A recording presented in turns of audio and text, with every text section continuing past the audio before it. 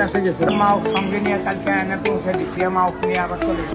সে হয়তো বুঝেছিল জীবনের শেষ সময় ঘনিয়ে এসেছে, তাই শেষবারের মতো মায়ের একটু স্পর্শ পেতে দড়ি ছিঁড়ে ছুটে যায় জন্মদাত্রী মায়ের কাছে। বগুড়ার একটি খামারে কোরবানির জন্য কেনা গরুটি বারবার মায়ের কাছে ফিরে যাচ্ছিল। এমনকি ঈদের দিন সকালেও বাঁধন খুলে প্রায় ৩ কিলোমিটার পথ পেরিয়ে সে ফিরে যায় সেই খামারে যেখানে তার মা ছিল। খামারে গিয়ে দেখা যায় মা গাভীর পাশেই নিশ্চিন্তে দাঁড়িয়ে আছে গরুটি, আর মা যেন পরম মমতায় আগলে রেখেছে সন্তানকে। পরে মাকে পাশে নিয়ে শেষবারের মতো যাত্রা করে অবুঝ প্রাণীটি। মায়ের প্রতি একটি প্রাণীর এই গভীর ভালোবাসা ছুঁয়ে গেছে পুরো শহরের মানুষকে। কোরবানির আগ মুহূর্তে দড়ি ছিঁড়ে ৩ কিলোমিটার পথ দৌড়ে মায়ের কাছে ছুটে গেল বিক্রি হওয়া সন্তান গরু।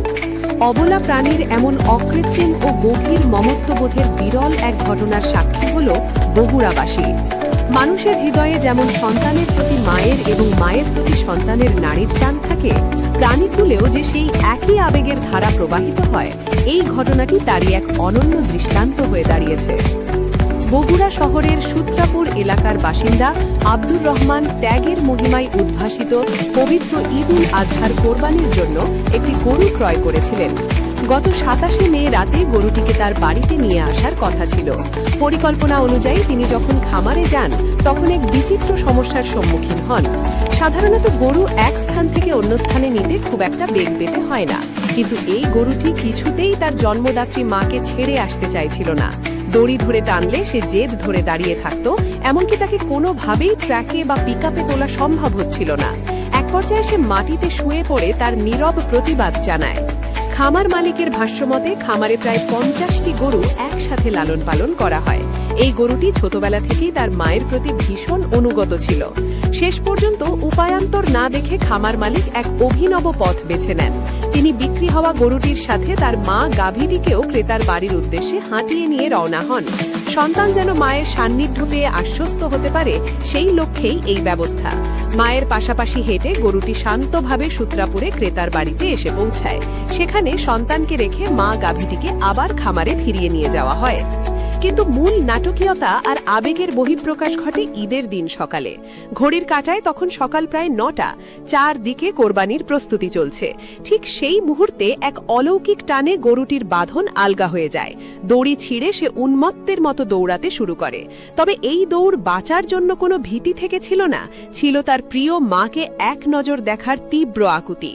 ব্যস্ত শহরের রাস্তা দিয়ে প্রায় ৩ থেকে ৪ কিলোমিটার পথ পাড়ি দিয়ে সে সবাইকে অবাক করে দিয়ে ঠিকই তার পুরনো আশ্রয়ে অর্থাৎ বিক্রেতার খামারে গিয়ে পৌঁছায়।